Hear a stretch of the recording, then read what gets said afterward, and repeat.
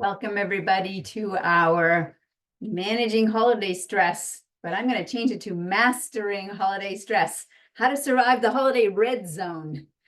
Anybody stressed out this time of the year? And we're only beginning the season right now. So I want to share some important information with you this evening because oftentimes we can make light of how stressful it is this time of the year, but I don't want to do that because it truly is the most stressful time of the year, and it's really impacting people's lives. So we're going to cover what the research tells us about that, but we're also going to cover what are the solutions that you can do starting now that can help you to finish the year strong instead of finishing in a burnt out mode the way many people do from the holiday stresses. So if you are watching this webinar, then that tells me two things about you. One of two things. One is you're a learner and an action taker, and so you want to find out things you can do for yourself or your loved ones. Or the second option is that someone you know told you you should be on this, either because they love you very much and care about you, or they're tired of hearing you complain. So in any case, I'm glad that you're here, and I do hope you are an action taker, and I do hope you can put into action the things that you're going to learn this evening in our webinar. First things first is that I like to set the stage. And the reason why I think of this as a very important topic is I had an experience many, many years ago where some colleagues told me that they had been on an airplane in the holiday season. And while they were on their flight, a middle-aged guy that was on the plane, he falls over dead of a heart attack. And he was traveling with an 11-year-old daughter. Now, can you imagine what it would be like to get on the plane with your dad and to get off the plane without him? I don't want that to happen to anybody I know. And when you think about this fellow, he was described as somebody that was deconditioned, but other than that, not too much going on. And so I can just imagine that he's probably thinking to himself, I'm a little out of shape, but I'll get to that. And it's the holidays, and yeah, traveling, it's stressful, but I can deal with that. And he thought he had time, and he didn't. So when I hear stories like that, it just ups the ante for me, because I know that there are things that people can be doing, choices they can be making that can completely shift the outcomes that they get, including that this stress this time of the year, it's literally life-threatening for some people. So we're going to look at that research, and we're going to look at what we can do to address that. And another piece of this, I think, is just to look at stress in general. So sure, it's the holiday time, but what we're going to learn tonight applies all year round. Now, I don't know about you, but many people I talk to, they talk about how not only are they stressed out at this time of the year, but they get so busy. And when they think about it, are they busier this year than they were last year? Seems like it. And are they planning or expecting that they might be even busier after the year changes and into the next year? Quite possibly. So our lives are getting more and more stressful, and we're normalizing that, and it's getting us into trouble. So I'd like to share with you what we're learning from all of that, and just understand that stress is life-threatening. I mean, I wonder how many of you would agree that stress can harm your health. Pretty much everybody knows that. And so what I want to cover tonight is I want you to understand exactly how it does, and exactly how the stress will affect different people in different ways, and then how you can discover how it might be affecting you and what you can do to address that. So here we go. Let's look at the research here. And by the way, those of you that are in the practice, you know that we have a little special this month of, it's our 12 days of chiropractic. And so any of you that are watching the webinar and are in the practice, please take advantage of you getting an additional raffle ticket for attending our webinar. And if you are in the practice and you want to make sure you get that extra raffle ticket, then what I'll ask you to do is send a text to our office, 802-985-9850, and just simply have the statement 12 days. And then we'll know that you're on the seminar, you're on the webinar, and so you'll get that extra raffle ticket. All right, here we go. So this is what the research shows us. And this research was done from 1973 to 2001, and then they just stopped looking at it. I promise you that if we were doing that from 2001 over the last 24 years, we would see the same pattern. And if you notice, this is a pattern of looking at a year from July to July. So the center of this chart is the holiday season, the turn of the year. And they're looking at measuring the number of cardiac deaths that occur each day. And look at what we see here. There's a peak that happens at this time of the year. And that's why they call this the red zone, the holiday red zone, because there are more people that will die from cardiac deaths this time of the year. It just starts to peak right maybe the week before Christmas, and then a couple of weeks after New Year's is when it happens. And so this study is just showing us that the heart attack rates jumped 33% in December and January. And the American Institute of Stress notes that 55% of Americans are stressed throughout the day, which makes Americans the most stressed out population in the world. 83% of American workers are suffering from job-related stress. Now, that detail, that was information from a long time ago. I promise you, those numbers are higher now. There is way more than 55% of the American people that are feeling stressed throughout the day. And there was another study that showed that 79% of Americans, this was in 2019, feel stressed sometimes or frequently throughout each day. And 44% of Americans feel more stressed than they did 5 years ago. So that's our data actually shows it, that year after year it's getting worse. And the CDC actually reports that this increase in stress, it also is affecting all age groups as well. And there's an increase in anxiety and depressive disorders, and this is up from 2019. It was something like 6 to 8% in 2019, and it's up to roughly 30% of Americans these days. So it's a big deal how stress is affecting us, and then everything just ramps up this time of the year. And so I want to just now look at what's happening in the background here that sets the stage for this. So it comes down to our hard wiring. We have 4 limited resources, and remember that humans are economists. So we're going to look at the economy of the 4 limited resources that we have. And the body had to be designed to always be as economical as possible, to spend as little energy as possible in any of these categories. It's part of our programming, because our Paleolithic ancestors, when our genes were set, they would have had to have been as economical as possible, because they had to expend so much energy just to be alive, just to survive, just to get food, just to create shelter.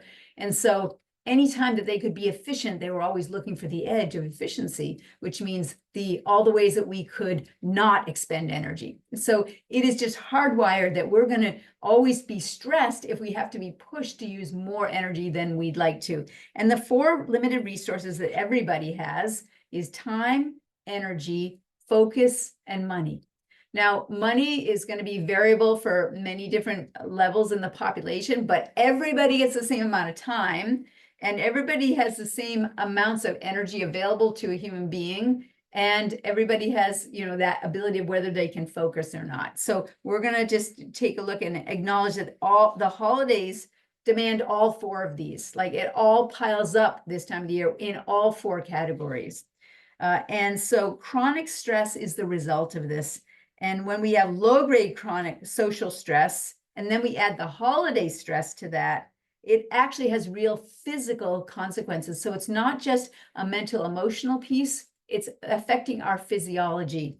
And so it's very similar to acute stress. We're hardwired for a tiger chasing us. So let's look at what happens if a tiger is chasing us. We have this adaptive response that's going to be our best chance of saving our life if indeed we do have a tiger chasing us. And so that stress response means that we're going to have increase in stress hormone production, increase in melatonin, an increase in a down regulation of melatonin. In other words, it's not a good time to go to sleep if a tiger is chasing you. Our blood pressure will increase, our cholesterol goes up because that's what we use to repair damage if we are wounded.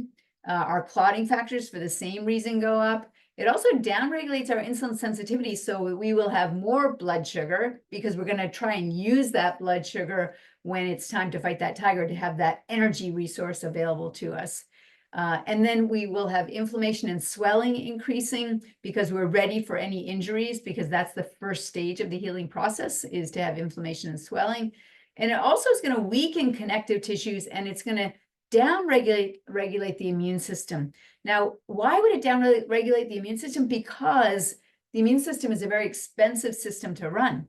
And so if this is truly a tiger chasing us, well, this is going to be a very short-term event. And therefore, we're putting the immune system on pause so that we can expend more resources to survive the next minute. And then as soon as that tiger is gone, we can turn that immune system back up again to heal up any injuries we have and so on. But the expectation, the design is that this will be a short-lived response, because the tiger's going to chase us, and then either they're going to be gone or we'll be lunch, and it won't matter. So you see, it's a survive the next minute strategy. It was never designed to be a strategy where we are in this for a long period of time.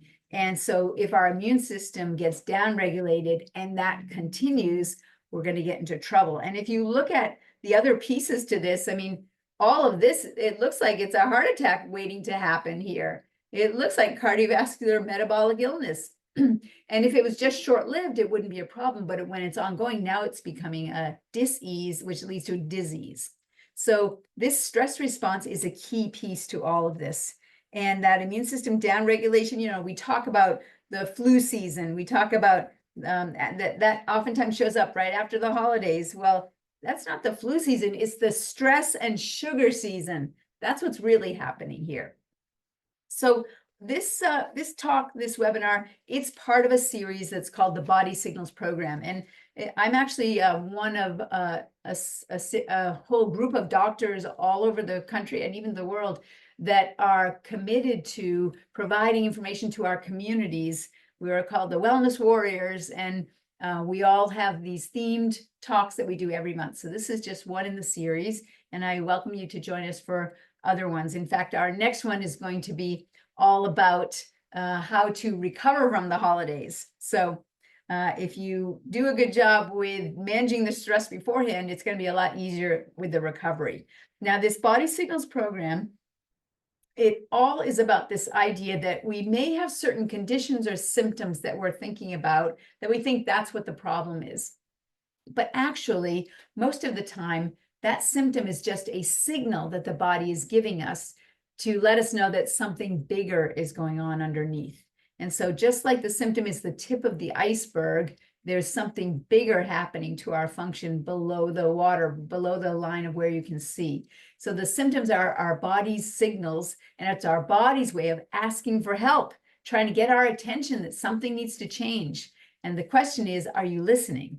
Or are you just carrying on, pushing through, maybe resorting to some strategies that will have you not feel what's going on, so that you can just kind of manage it temporarily, so that you can just keep pushing on. Perhaps like the fellow on the plane who might have had some signals that he was not paying attention to and ignoring. So we can put all of this onto a continuum, the illness-wellness continuum. So to orient you here, to the left, we can see premature death. And to the right, we can see high level of wellness. And so when we look at this, there's a range here. This is a continuum. And so we can see that there are the signs that can happen, the symptoms, the disability as you go into lower and lower levels of function. And then we can see awareness, education, and growth are the things that are necessary to go to that higher level of function. So we have two ends of the spectrum here, and yet let's actually really put a exclamation point on what's happening in the middle. Because in the middle is the neutral point where there's no discernible illness or wellness. So many people think, I'm good. They think, I don't have any symptoms, so I must be healthy. But that's a clear difference in the neutral point versus where high level wellness lives. And so this middle section, we have a name for it. We have on the left, we have the sick zone. On the right, we have the healthy zone. In the middle is the not sick zone. The not sick zone, as I hope you will understand, may also be the not healthy zone. And yet it's a zone where we don't necessarily have any symptoms. So if we look to the left, we see the first thing that happens as we lose function is that we'll start to get a sign. There'll be some sort of signs that show up that tell us we're starting to move away from health. And, you know, if somebody goes to their doctor, they're feeling okay, they get their blood pressure taken, and they're told that their blood pressure is high or their blood sugar is high, they don't necessarily feel any different, but there's a sign that they're starting to have some symptoms, that they're moving towards symptoms. Now, if you don't take care of things when they're at the sign level and the function continues to drop, eventually you're going to start to hit the symptom level. And the symptom level is when you are feeling it. And this is where your body is saying, you are moving away from health right now. And it's there to get your attention. If you don't address the symptom level, meaning not hide those symptoms, not mask those symptoms, but if you don't address the level of function you're at and get yourself moving in the opposite direction, you may even feel like you're managing the symptoms, but you may continue to lose function. And when you get to the point where you're losing enough function, you're going to hit the disability level. Disability is when the symptoms don't go away, when it's no longer correctable. And that's getting you closer and closer to that early or premature death. So the symptoms are there to tell us in what direction we're heading. And everybody is on this continuum somewhere. And nobody's standing still. Everybody's moving in one direction or the other. And there's a velocity, a speed to which they're moving. And there's a momentum to that. And so the direction you're heading is going to be the result of the sum of the lifestyle choices that you're making. Are you making mostly good ones? And that's moving you towards high-level wellness? Or is there an accumulation of the conventional lifestyle, which is leading you down the tubes, losing function? So I hope this helps you understand this paradigm of there being a continuum here to look at. And many times people are taught that symptoms are the best indicator of whether they're healthy or not. But what we can see is the not sick zone, you are not healthy, but you may not have any symptoms yet. And the sooner that we can address that and get you moving towards health and create a pivot point long before symptoms show up, the better. Now, if symptoms are already showing up, we better get to work sooner at working with changing the direction that you're heading so you can move towards that high-level wellness. So let's take a look at this idea of people thinking that symptoms are the best indicator of health. How you feel will determine how healthy you are. And so we're going to look at that this way in our nervous systems. So it turns out that what you feel is the role of the sensory nerves. And the sensory nerves are what feel pain. Well, it turns out that less than 10% of your nerves actually sense pain. The other 90% of your nerves are controlling function. They're running things. They're not feeling things. And so when we talk about running things, we're talking about the nerves that run the muscles, the nerves that run the organs. And so that's 90% of your nervous system. And so you may feel no pain at all, but you may have impaired function that could be affecting your health. So we need a better way to look at our health than just thinking about it as whether we feel pain or not, or whether we feel sick or not. We need a better way. And that better way has to start with a better premise. So better outcomes have to start with a better premise. So these are the premises that I think are important. Let's set the table here before we eat. And so the first premise is that healthy is normal, that you were designed to be healthy.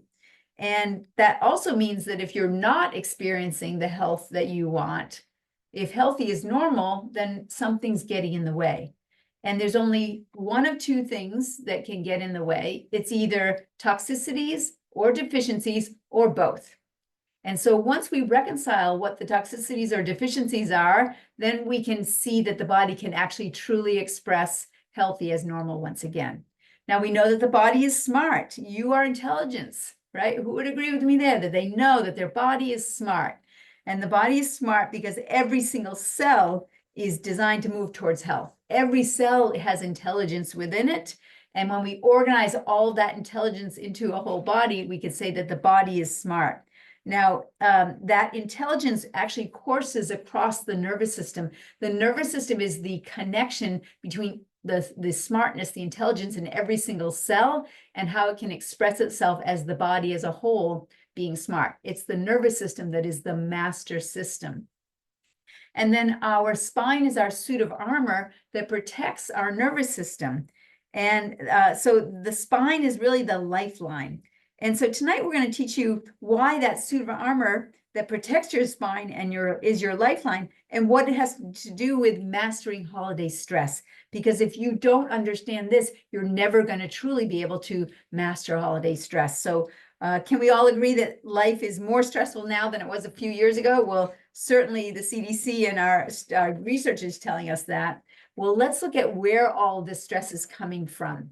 It actually comes at us in 3 dimensions: thoughts, toxins, and traumas. So in modern life, we think of it as the 3 T's. And many times people think of stress as more of a mental or emotional issue, but actually it's coming at us in all directions. So, and then when we think of what the holiday stresses are, well, it's just ramped up even more. So if you would agree with me that life is stressful, then let's take a look at where it is coming in. So when we think about the 3Ds, it's a buildup, it's an accumulation of lifestyle stresses. And that's what the problem is how these stresses are accumulating. It's not like it's the one-off tiger that shows up, right? That we just have to deal with over maybe a minute and then we're done. Nope. It's these stresses that are ongoing, and it's the lower level ongoing stresses that are much more of an impact on our health than the one-off events that may happen once in a lifetime.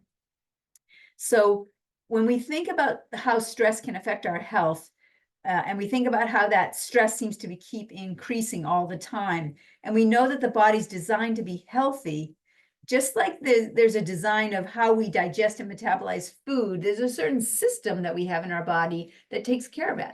That would be the digestive system. We have a system that takes care of our breathing. That's the respiratory system. There's a system that allows our blood to flow through our bodies. That's the circulatory system or the cardiovascular system. There's a system that takes care of infections, the immune system. And so when we think of these different systems that we have in our body, what system is it that actually helps us to deal with stress?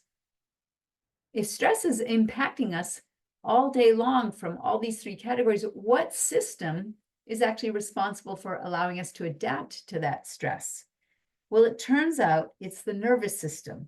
And if you think about how amazing the design of our body is and how we heal our body, the body is a self-healing, self-regulating organism. It has the ability to heal itself as long as there's no interference, right? So it's part of its design. If you cut your finger, it's going to scab up and it's going to heal every time. And if it's not healing, it's because maybe there's a sliver that's stuck in there, right? And so it might get infected. Well, if we leave the sliver in and treat it with antibiotics, or we could just remove the sliver and let the body heal it up. So if we remove the interference, we're going to see that healing happen on its own.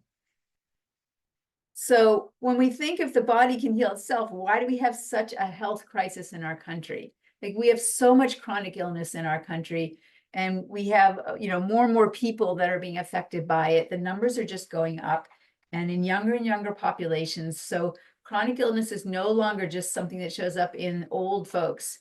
It's showing up in younger and younger populations as well. So why do we have a health crisis if the body can heal itself? Well, I don't know if you have an answer to that, but I do. And so the answer is that we don't actually have just a health crisis. The problem is we have a health care crisis. We have a lifestyle crisis. It's the modern lifestyle that we've engineered that is bringing forth all of the stresses that we're exposed to that just never let up.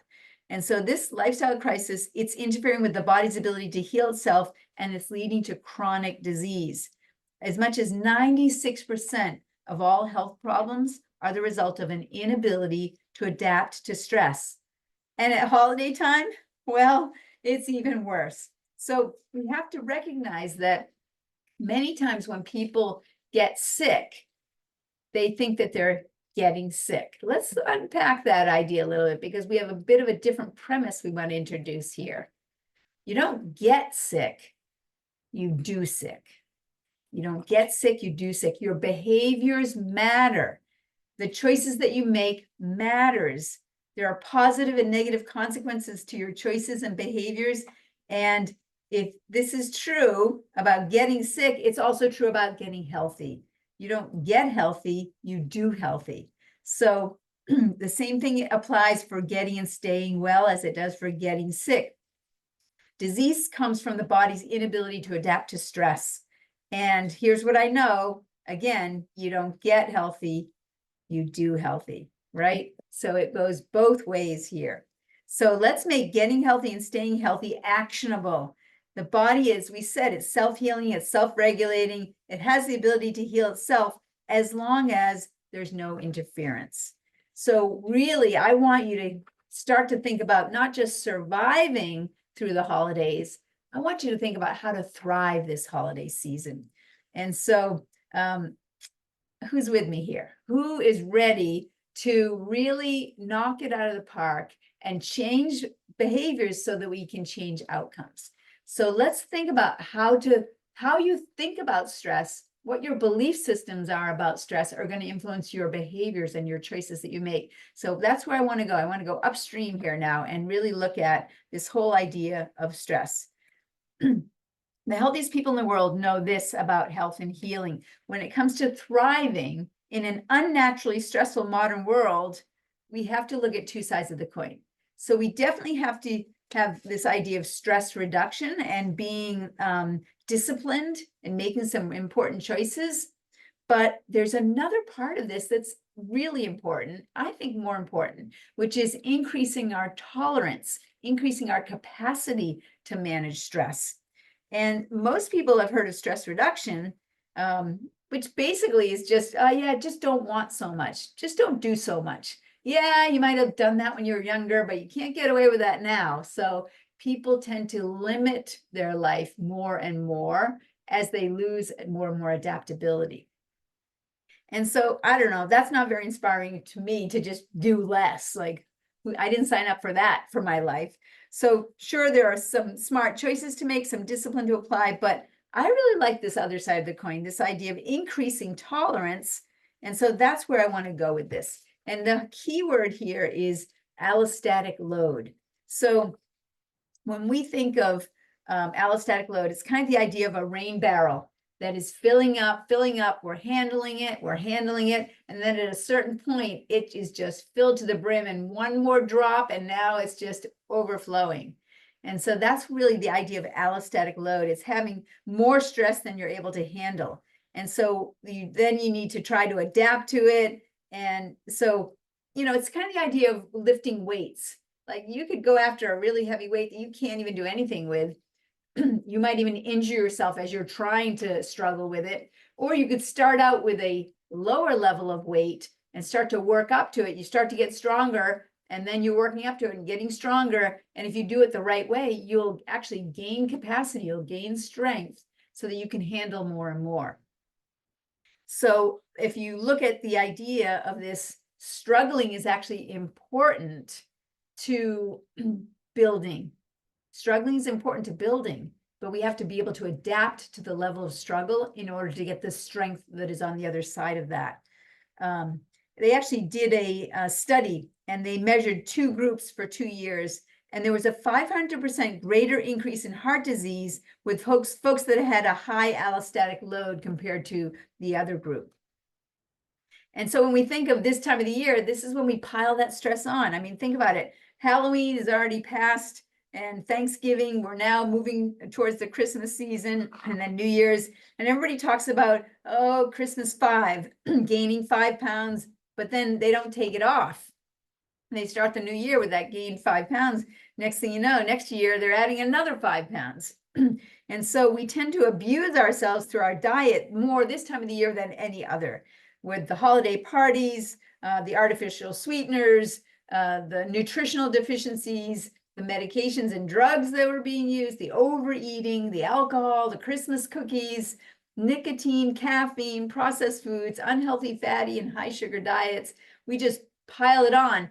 And then in the name of grandma's pie or grandma's cookies, right? Somehow we think it's okay, right? There's a tradition there. We think we're immune to it, but actually we're just piling it on. It's just one of our stories we're telling ourselves. I love the holidays, but there's more emotional stress this time of the year as well. There's the financial strains with money, not being able to provide, shopping, work, unhealthy relationships that can be magnified this time of the year, poor posture, missing family, loved ones, depression, being alone, anxiety, sadness. And then most people, they stop exercising this time of the year. And we get people with overuse injuries, raking the leaves, shoveling snow. We get people carrying packages, weather changes, slips or falls on the ice, sedentary lifestyle, poor sleep, repetitive trauma, travel. And that poor posture again shows up. It's a mental, emotional poor posture. We're feeling overloaded and burdened, but it's also being on devices too much that adds to the poor posture. So hands up if you recognize any of these kinds of things that you're also experiencing as well. And so all three are coming at us in full force during the holidays. And we're still thinking, Merry Christmas, but we're all being overloaded. So there are known consequences that we typically see this time of the year. And you get to make a choice. The more unhealthy the lifestyle, the more stress it puts on the nervous system. And it speeds this process up at holiday time. And the consequences then are, we have a suppressed immune system, depression, exhaustion, anxiety, high blood pressure, elevated cholesterol, weight gain, increase in heart attacks. That's the consequence of all this stress as it piles up and then just gets magnified this time of the year. So when we talk about, well, what's in control of all of this, right? There's some research that actually really tells this story in an incredible way. And so this research shows that 96% of diseased organs are directly related to stress. So what happened was Dr. Windsor, this was in 1921, this study was done, and he found that, well, they found that when they did autopsies on this group of people, they found that the average person, not only did they have the cause of death that they could identify, but the average person had 4 to 5 diseased organs that they might not have even known about when they died. And the further investigation showed that 96% of the diseased organs that they did find were directly related to stress. And again, it was done in 1921. Can you imagine what it'd be like today, right? With the levels of stress we have today. So I'm going to now show you the exact mechanism of how stress causes chronic disease and how it causes folks to lose their health and well-being. And then I'm also going to show you strategies of how you can reverse it. And so again, what system controls how we manage stress? Well, it is the nervous system. So it's through our nervous system that we perceive the world, adapt to stress, coordinate all of our body parts and functions, express our emotions, and that is how we create our conscious reality through all of this. And so we literally are living our lives through our nervous system. And all that stress is filtered and processed through the nervous system. So our perception of the world, we're perceiving those stresses. It's our nervous system that has to then perceive those stresses, and then we have to then be able to respond to what we're perceiving. So the ability of our nervous system to adapt to stress is going to determine if we're able to maintain homeostasis, balance, and optimal function and health, and how adaptable we're going to be to the stresses that we are perceiving. When stress becomes chronic or the amount is significant, it can overwhelm the ability of the nervous system to adapt. And this then leads to unhealthy, covert, habituated neurological patterns. And that patterning starts to affect our ability to do the neurological processing. So if our neurological processing can handle it, we stay healthy. So if you look at the chart here, you see you have the stresses that we're exposed to from the outside, physical, emotional, chemical.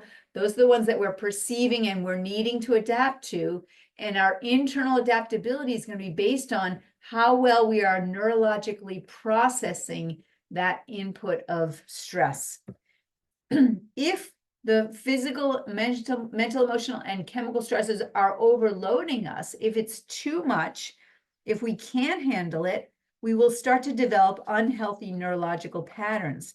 So this is a way that we can actually measure what's happening in the nervous system to see if stress is affecting our health.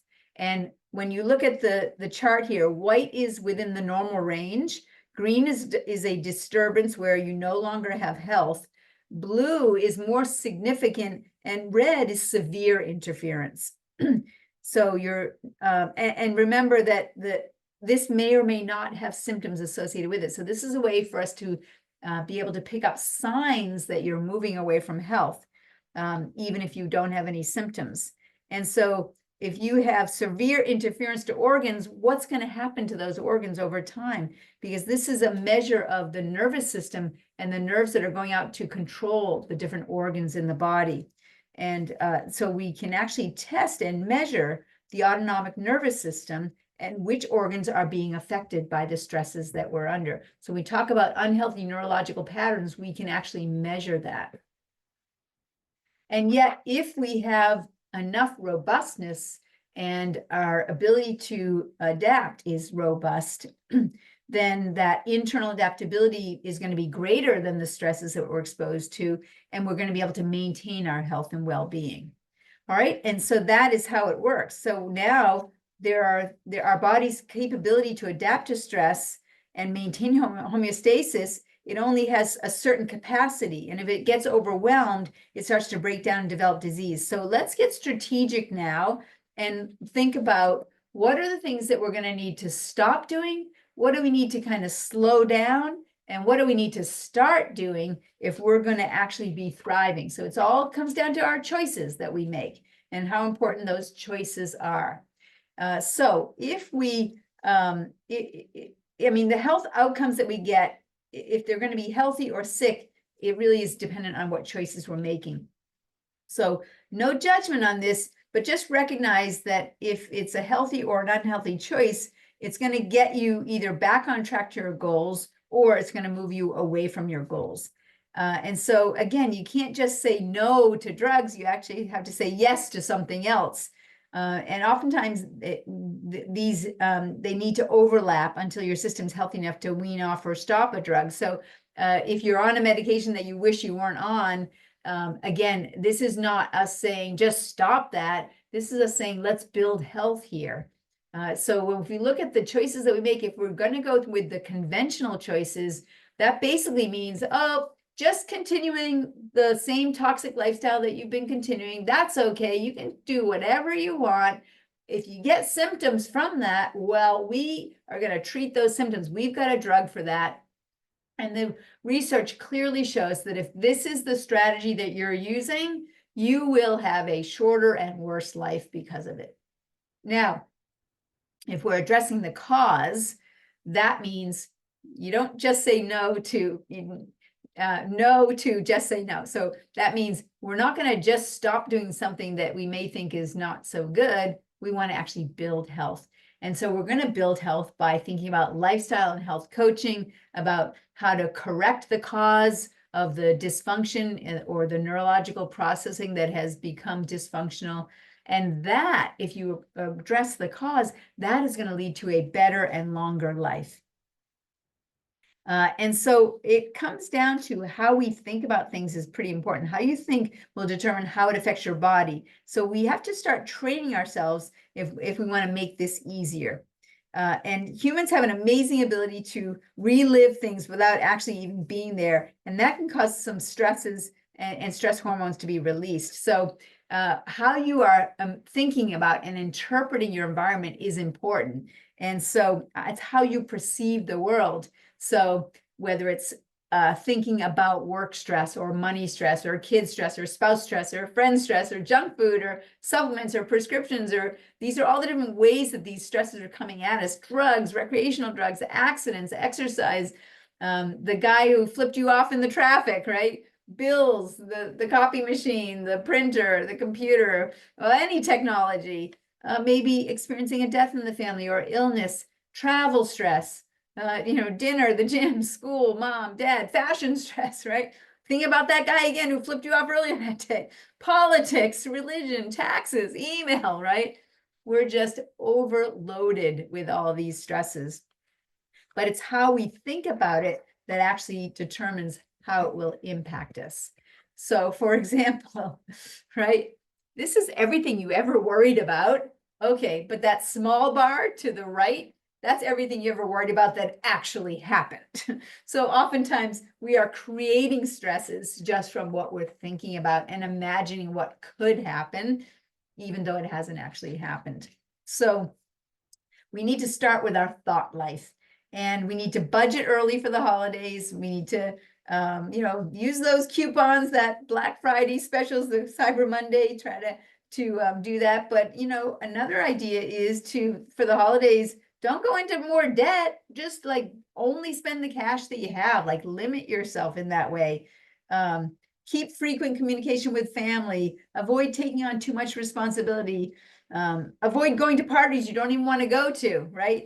So you can choose your attitude. You can always choose your attitude. And this is important, and it's empowering. And it's going to change your experience and your performance inside of the situation if you know you actually have a choice here. And so just to get a little nerdy with this, the left prefrontal cortex actually can inhibit their stress response by choosing to respond with a positive thought or emotion. And then there's a substance called GABA, which is blocking the cascade of downstream that goes down into the lizard part of the brain, right down into the HPA axis of stress hormones and cortisol, and that floods the body. So literally, there's a part of your brain that can stop that whole process. And so every time that we repeat something, our nerves are going to continue to fire that way, and they'll get more and more sensitive to that pathway. So it'll make more and more connections, but that goes in both directions. So if you have the same sick thoughts or you have healthy thoughts, the more you have those thoughts, the more you're going to be establishing that communication pathway. And it's just like learning a sport or changing how you do that sport. So if originally you could only hold 100 pounds of weight lifting, but now you can hold 150 pounds, then you've built strength there. And in fact, the mild stress of exercise actually raises a neuron's stress threshold so that it actually can deal with it, has a capacity for greater stress. So you want to choose your attitude by identifying the stressor for what it really is. Is it life-threatening or life-altering, or is it simply annoying? And sometimes we will go off the deep end for something that actually is just annoying. It's not actually life-threatening, right? And the next question to help you evaluate it is, will you remember it in a day, a week, or a month? It's not that important. So it's not worth going into an over response to.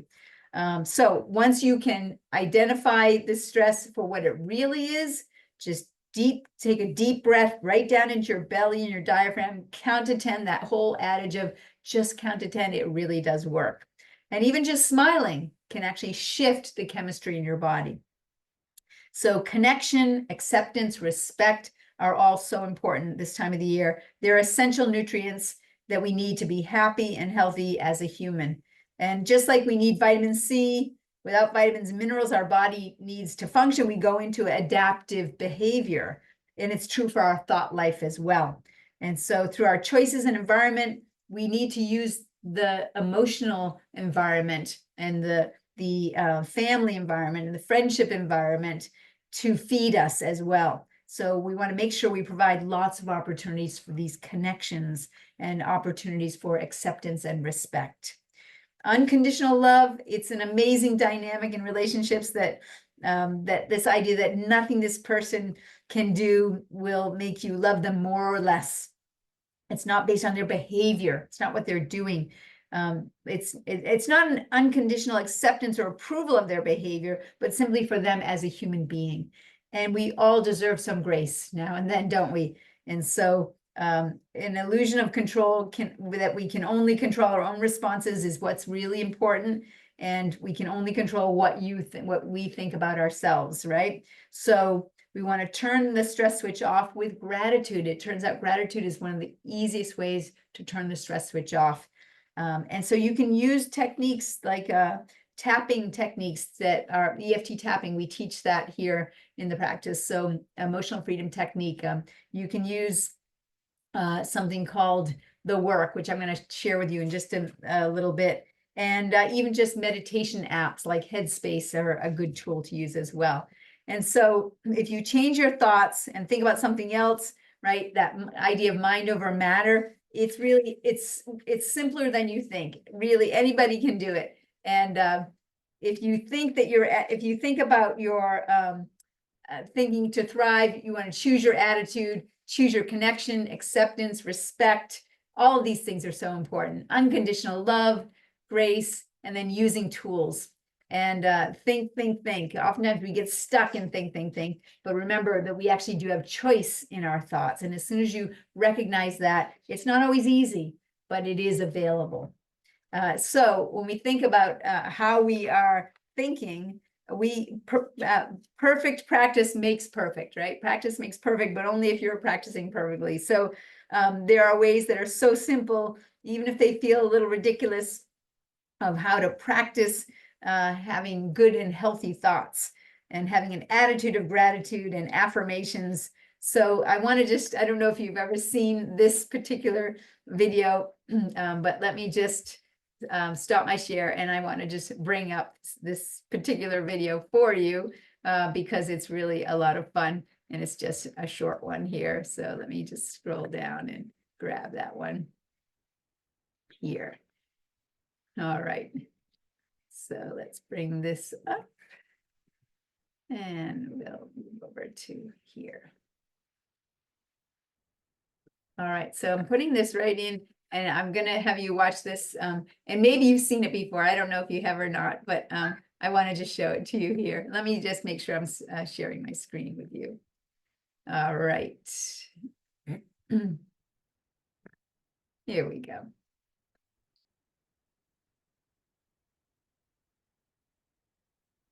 And I want to make sure that I'm sharing the sound as well here.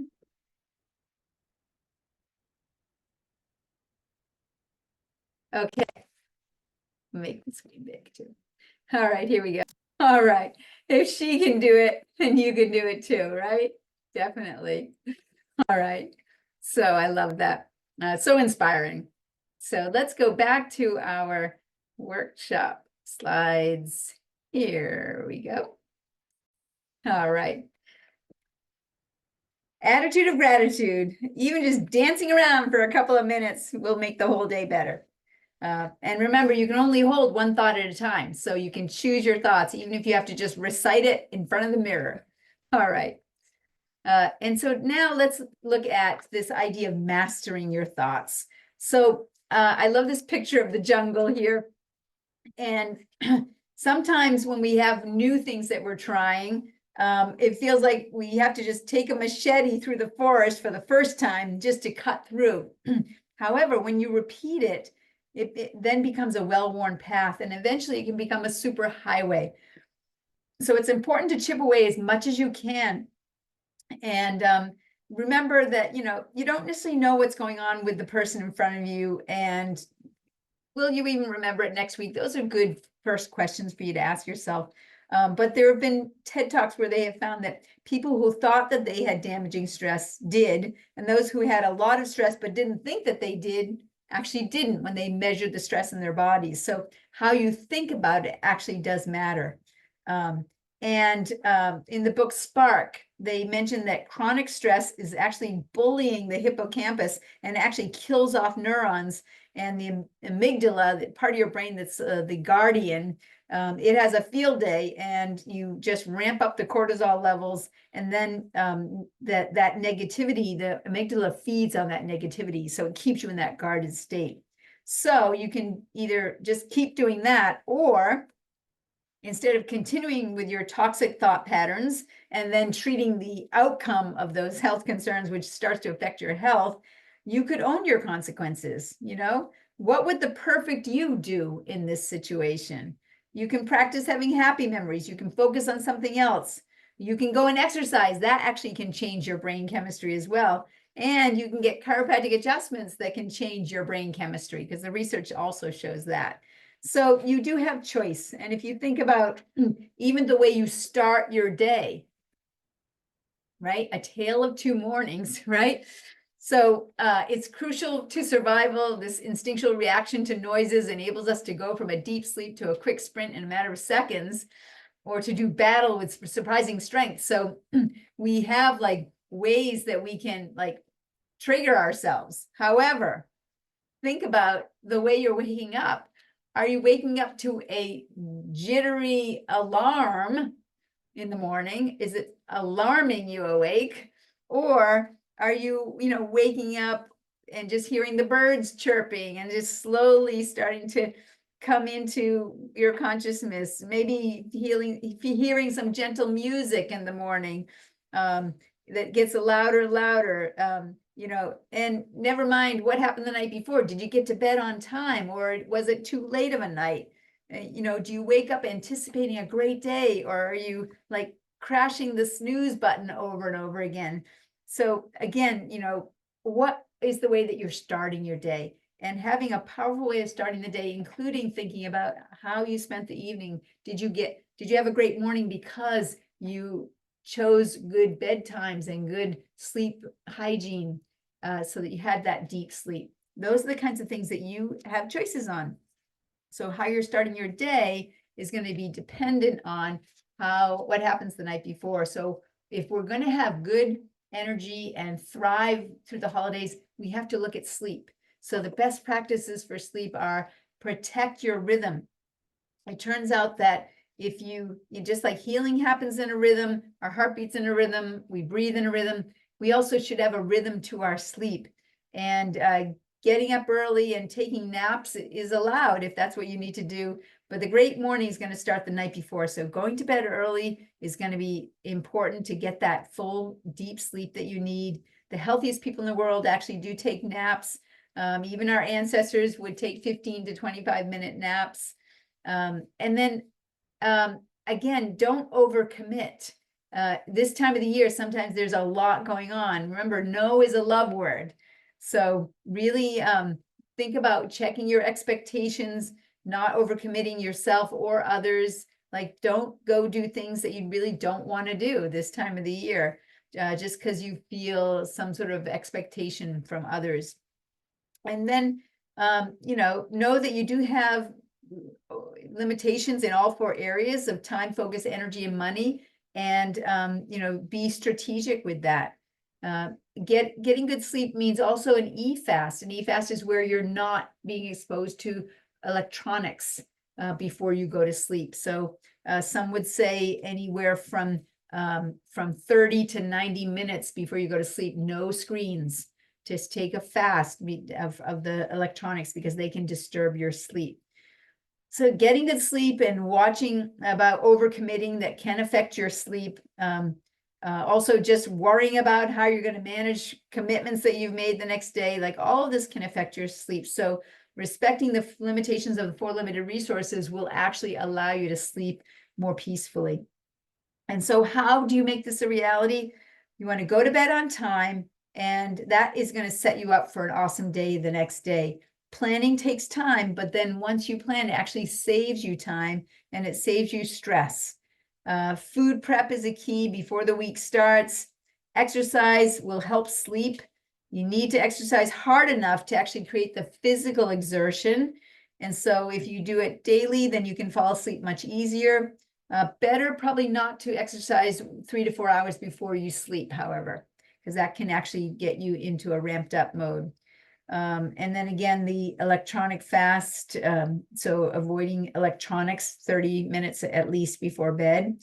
Planning what time you're going to go to sleep and then sticking to that plan. There's a great book called Brain Rules And it's a website, brainrules.net, and it has really great rules about sleep and about how you learn how your sleep affects that as well. Being consistent with your morning rituals and just making it a culture in the household. It's tricky when you have morning glories and night owls in the same household. So if you can get everybody in the household to go to bed early and wake up early, then that's going to be a lot easier. All right, the next category is about how to eat to thrive. So these are some key best practices here. Never go hungry, so don't skip meals, but also maintain healthy portion sizes. So don't eat less food, but think more about eating less often, but never go hungry. It turns out that if you fill yourself with healthy foods, you want to choose healthy foods over the traditional unhealthy foods, and look for the healthy versions of the unhealthy foods, because you can get the value of the tradition with the emotional health and the connection without the harm. So I promise you, you can actually now just go online, and if you pretty much put the word keto in front of any of those foods that are the holiday foods that are usually unhealthy, you put the word keto in front of it, and it usually comes up with a decent recipe that actually could make that comfort food a healthy version. So I definitely encourage you to check that out. And then remember that the battle is one at the register. So don't let it into the house. Once it's in the house, you're not going to be able to resist. Just face it. And if guests bring things into the house, send them out of the house with them when they leave. And don't keep things around that are going to be unhealthy and tempt you, because you won't be able to resist it. So the battle is won at the register. And then also watch out this time of the year about drinking your calories, especially the holiday drinks, the Starbucks, the booze, those things. And then avoid the white stuff. So that means the white flour, the white sugar, the refined carbs. The three exchanges that you want to be making are to replace the unhealthy grains like wheat, corn, those kinds of things, with the ancient grains this time of the year. If you're going to do grains at all, make sure that they are the ancient grains. And then the sweeteners, stop those unhealthy sweeteners and change over to the natural sweeteners like raw honey or maple syrup or coconut palm sugar, those kinds of things. And then the next exchange is to replace the unhealthy oils with the healthy oils. And the unhealthy oils are going to be all the seed-based oils, and the healthy oils are going to be the ones, seed-based oils again would be things like canola oil or corn oil or soybean oil, those different vegetable oils. And the healthy oils are going to be things like olive oil or coconut oil or avocado oil, walnut oil. Those are some of the good ones that are out there. And then once you've made those exchanges, here's some examples of how you want to then continue to eat to thrive, thinking about it this way: unlimited vegetables, plenty of lean cuts of natural meats, meaning the grass-fed beef, the pastured pork, the free-range chickens, the wild-caught fish, the free-range eggs, those kinds of things. Some fruits, nuts, and seeds, but no refined carbohydrates and sugar. So you want to avoid that. So some of these dishes you can see down here, it looks amazing.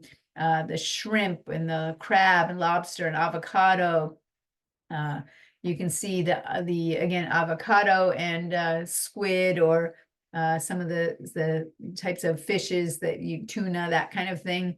And then things like chicken and vegetables and lamb and beef and those kinds of things. So never go to a party on an empty stomach, right? Because you know that there's going to be food there that if you're hungry, your willpower just goes down. So feed yourself well before you go. Bring your own healthy dish to parties so that you always have something that you know that you can eat.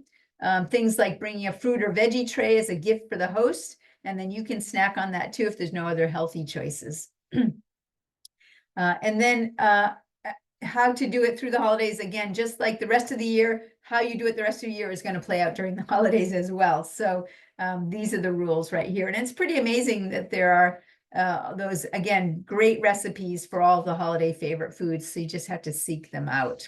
Okay, And now we have to think about, well, people often ask me, what about supplements? So actually, there are some supplements that are key this time of the year that I would recommend. Things like vitamin D, make sure you're strong on that. We don't get any vitamin D from the sun up here in the northern climes during this time of the year. So stay strong with your vitamin D. I always have vitamin K with that vitamin D. B complex, we use a lot of B vitamins up when we're stressed. So B complex, fish oil, so key for fighting inflammation. And that inflammation oftentimes is associated with increased stress. So fish oil is the best antidote to that. Probiotics this time of the year, so much of your immune system lives in your gut. And so we want to have a healthy microbiome. And again, a lot of the modern world will destroy that microbiome. So we want to have a good, strong probiotics and eating probiotic foods. Echinacea is always good for this time of the year because it's so great for helping your immune system be able to recognize anything that comes along and respond appropriately. And then good old black elderberry is really lovely this time of the year. It's so good for addressing things like viruses that oftentimes will people will be susceptible this time of the year. So again, just thinking about the things that you can be doing, not all stress is bad, but we do know that we need stress in order to stay strong. But we also have ways that we can deal with things in a healthy way. And just having that boost for your system, that background, this actually will help your allostatic load and help your capacity. So the stress, again, it comes at us from all angles. Let's take a look now. We've looked at thoughts, we've looked at toxins. Let's now look at traumas or physical stress categories. So yes, certainly this time of the year, slips and falls can happen, slips on the ice or that kind of thing. And those, what we call macro traumas, falls, car accidents, sports injuries, those can happen. That's obvious that those can be traumatic for you. But there's a serious condition that you should understand because it's critical to your health and ability to heal. And that is that sometimes these big events, they can jar the spine and then you think you've recovered from it, but actually it's set you up for something called subluxations. And if we couple together the big events with the bad posture or the poor posture, bad habits that are happening in between those events, that actually is what's pushing and short-circuiting our nervous system. And these are called subluxations when we have these overloads in our nervous system. So we live lives through traumas and bad habits and end up jarring vertebrae out of alignment. That causes tissue damage. That leads to inflammation and swelling. And that then leads to a spasming of our muscles around that joint when there's inflammation, as that joint is trying to protect that nerve that's irritated. And when that joint gets fixated and is not moving, it now starts to affect the ability of the brain to perceive where the body is in space. And that's called proprioception. So when we know where our body's in space, our brain is sending signals through something called mechanoreceptors. There are mechanoreceptors in every joint that sends signaling to the brain. And that happens whenever we move the joint. So if you move your finger, the mechanoreceptors send a signal to the brain. And so when we move our spine and everything's fluid, we're getting those mechanoreceptors and the brain actually is able to locate where your body's in space because of that. However, if you have these subluxations and the muscle spasms and the joint gets fixated, now the brain is no longer receiving those mechanoreceptor signals. And so now it loses track of what's happening in the body. And when it loses track, it goes into a stress mode. So we actually can show through research that when we have the muscle spasms associated with subluxation, when that joint is strapped down, it increases cortisol levels through the whole body. And cortisol is going to affect your immune function as well. And so when we have our stress response, again, we have that immune system down regulation. And so the evidence is here that chiropractic care may actually help support a healthy immune system. And it does it in a very specific way. It helps with the natural killer cell function and the different aspects of the immune system. Literally, we can measure it improves with chiropractic care. So there's the micro traumas that happen, again, that just overload our systems. It's all the small stuff that you think about that, oh, I'm just looking at my phone for a few minutes and turns into a lot longer than that. And I'm looking down at my phone. So affecting the posture, that actually is a micro trauma. So our poor posture is affecting our spine, which then is actually leading to a buildup, an accumulation of subluxations. Sitting is the new smoking. We need to move if we want to be thriving. And so you want to keep your workout routines fresh. You want to make sure you have fun exercise programs. And even if it's indoors, if you're not going to go outdoors in the winter, like just do your workouts first thing in the morning, get them done. And here's a good rule. You only have to exercise on the days that you eat. That might be every day. Yeah. So we should be moving our bodies every single day. And there's a book, again, that I've referred to, Spark, and it's the whole science on exercise and the brain. And it's really is important that we're moving our bodies. And if you don't, it's just going to add to the cumulative effects of chronic stress if you're just sitting too much. So remember that even just moving to thrive could mean you're just doing a 4-minute workout. And that's one of the things I teach my patients is you can do this 4-minute workout. Like there's no excuses. You can do it anytime, anywhere. But that gets you moving again. And the research really does show that bits of movement frequently throughout the day is actually much more beneficial than sitting all day and then doing a 1-hour workout. So lots of frequent movement is way more beneficial. But again, posture is so key here. So, you can see what happens as the head goes forward. It actually is requiring more and more demand from the body. Like if this were a bowling ball, 12-pound bowling ball, you hold a bowling ball close to your center of gravity, you start to hold that bowling ball out in front of you, you're going to work harder and harder. Same thing happens when the head moves forward from the shoulder. As it moves forward, that 12-pound head is now costing 32 pounds of work. And if it's further forward, it's 42 pounds of work. And all that stress, that extra work is going to be playing out on the spine. It's putting that increased demand on the spine. And I know you gals, nobody wants this humpback thing happening, right? Yeah. Well, most unhealthy positions are where there's a loss of good posture. And actually, it really does affect all kinds of things. It's not as easy to breathe when you have poor posture. It affects your lungs, your heart. And there are people that are just in this poor posture all day long. And it's what the modern person is turning into.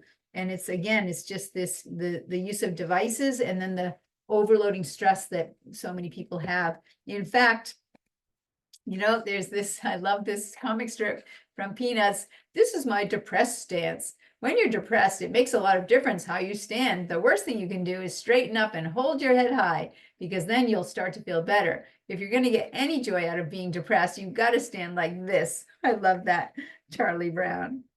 So the physical, chemical, and emotional stresses and unhealthy neurologic patterns are really important to identify. Everyone has stress. It's not how much stress you have, it's how you're handling it. And that's important to know. So from the time you're born to now, you will experience many stresses, but every overloading episode is what's going to accumulate unless you have it addressed and you can integrate it.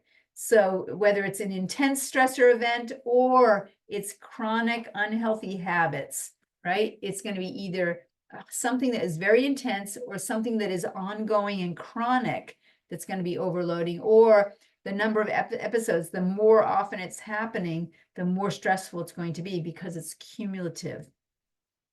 And so multiple episodes of lesser stresses is also going to lead to an unhealthy neurologic patterns. And literally, we can think of them as scars on the nervous system. So these subluxations are unhealthy neurologic patterns that interfere with the body's ability to express itself, because it's going to interrupt the flow of messages between the brain and the body. And so subluxations, they are causing nerve irritation and interference in the body's innate ability to heal and remain healthy. And that means your innate ability to adapt to stress. It's not just a kink in the neck that causes muscle spasms and pain. It literally is going to change the way the brain functions. So adjustments actually will correct brain function as well. That is what the research shows us. So first things first, let's go to Neurology 101. And I want you to just understand the nervous system here on a basic level. It's kind of like a fuse box or a circuit breaker. So just like the wires go out to different rooms in the house, these nerves are going out to different organ systems. So we have the central nervous system of the brain and the spinal cord. We have the peripheral nervous system that is carrying the messages from the brain to the organ systems to control them. And then the organ systems will send messages back along the nerves, back to the brain to tell the brain what's going on. And then once the brain receives that information, it will then respond. So we have to have a complete cycle here with nothing interfering with that cycle.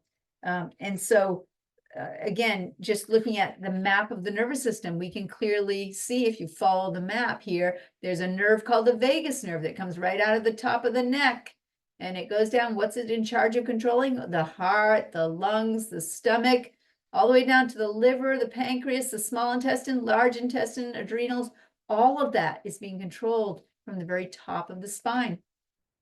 We also have the nerves in the middle of the back coming out, controlling, again, upper back, heart and lungs, middle back, digestion, lower back, colon, bladder, reproductive organs, and so on.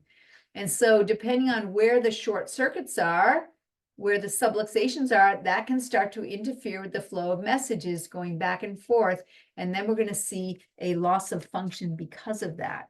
So remember when I told you about Dr. Windsor and that he had done all these autopsies and how the average person had 4 to 5 diseased organs, and that 96% of the diseased organs were directly related to stress. Well, he realized this because he was actually tracing the nerves that were controlling the organs and following them back up the spine and he found subluxations in 96% of the cases, either in the exact vertebrae or an adjacent one above or below. So the disease of the organ was caused by the subluxation not allowing the central nervous system to run the organ properly. And so this is how we now understand how stress can affect different people different ways. It depends on how they're subluxated from the stresses that they are exposed to. That's going to determine which organs are going to break down and over time lead to diseased organs. So as Dr. Windsor concluded, the irritation near the origin of the sympathetic nerve will cause functional or organic changes in the organs supplied by the nervous system irritated. It was all linked back to the spine. I mean, it was even as classic as if they had a wart on their finger, the nerve that went right up to the spine, they would find subluxations in the neck. And this was true. He did autopsies on both humans and cats, and he found the same thing. So, yeah, and if you're curious yourself about whether or not you have any of these subluxations, I would love to sit down with you and have a consultation with you about that and see if I can help. So if you're interested in setting up a consultation with me, just send a text that says stress webinar to 802-985-9850. So that's our office. And if you send it to the office number, my team will arrange a time where you and I can sit down and talk and see if we can help. And we can tell you more about how we can measure your nervous system and see whether you are adapting to your stresses or not. So raise your hand if you think that modern life is stressful, right? We've already talked about that.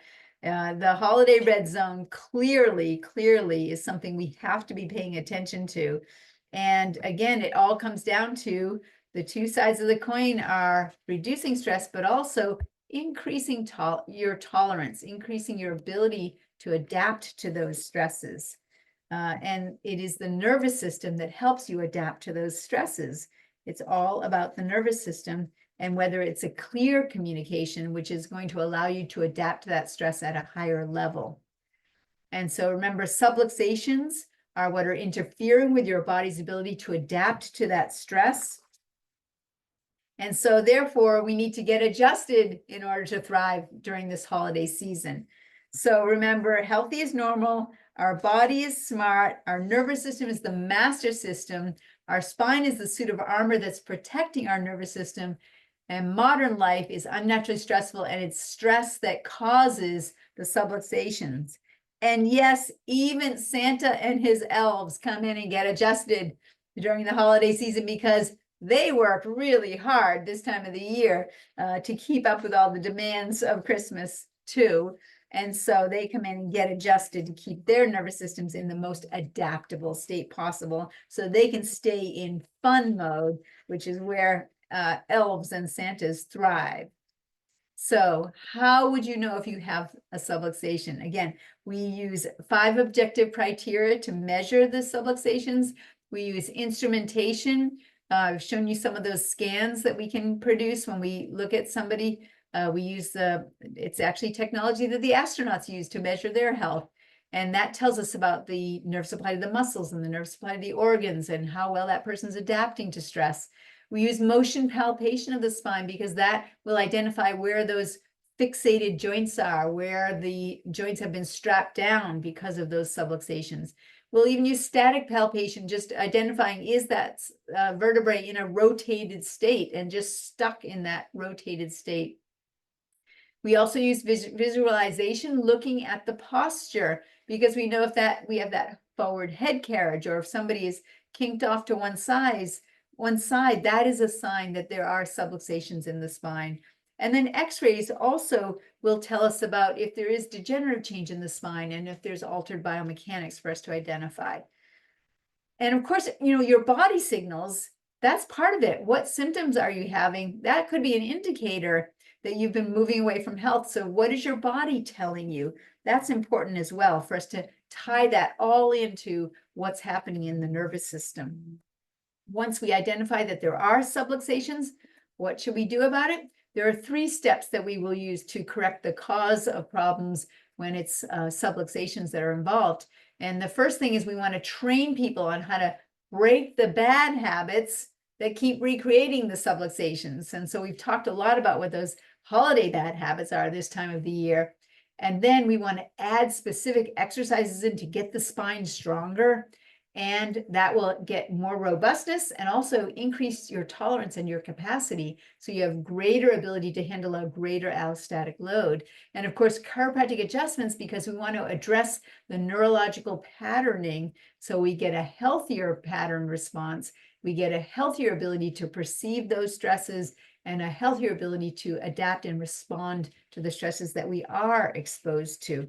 So it's a 3-legged stool model that we use in order to get our best results here in the practice. And so how do you know if you have a subluxation? Well, we have to measure it. And so the nervous system is the window to your health. And if you have holiday stress, how do you know if that is leaving unhealthy neurologic patterns? Again, we just have to measure. Are there scars on the nervous system, subluxations that are indicating dis-ease? And then it's going to initiate that downward spiral of disease. And so remember, health is a healing journey. So I wanted to show you a patient that we have and the progress that she made over time. So she started under care. We did our first analysis of her nervous system.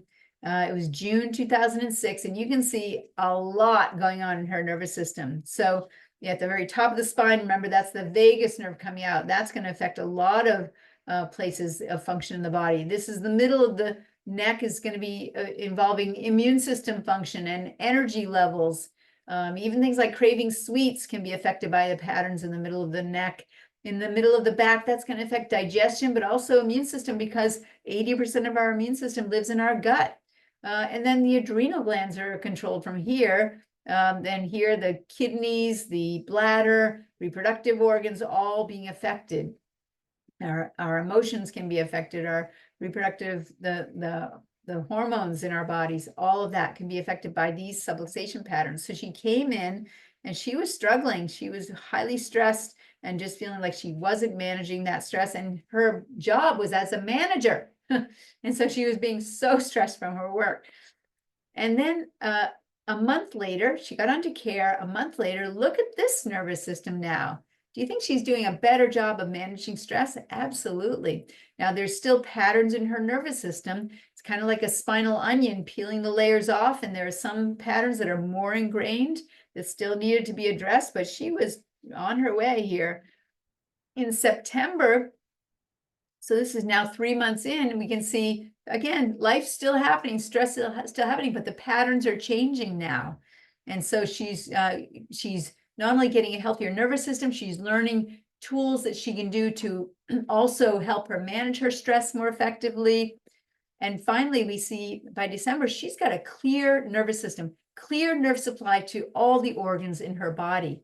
And, even her employees and her supervisors were remarking on how she was showing up at work differently. She was doing a better job managing the people that she had under her because her nervous system was clearer.